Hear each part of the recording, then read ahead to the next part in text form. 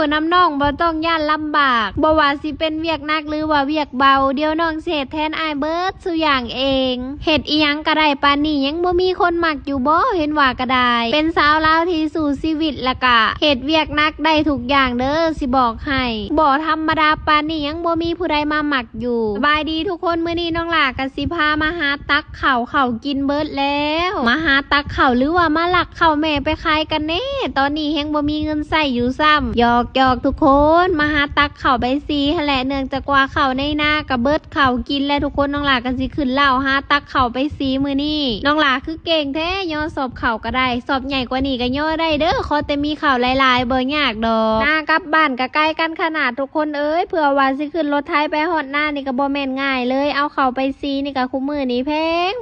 แต่กี่หันสอบ 10,000 คู่มื้อนี้20-30แล้วทุกคนสู่สิบ่ไหวเลยเด้อไอ้ที่มีโคกซีเพิ่นก็แล้วไปคู่มื้อนี่คนซื้อโคกซีหลาย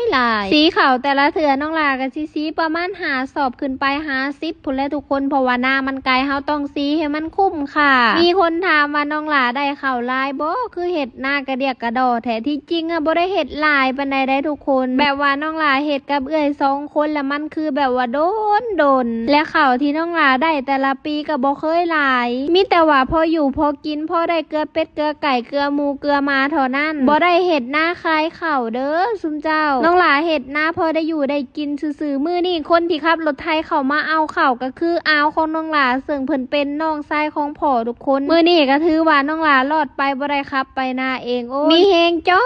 อยซุมเจ้าบ่ได้ขับไปแต่ว่าเอารถออกซื่อๆได้ซุมเจ้าเพิ่นว่าเอารถออกให้แน่นางเพิ่นว่าเดี๋ยวน้องลาก็สิเอารถออกไปแล้วเด้อทุกคนบ๊ายบาย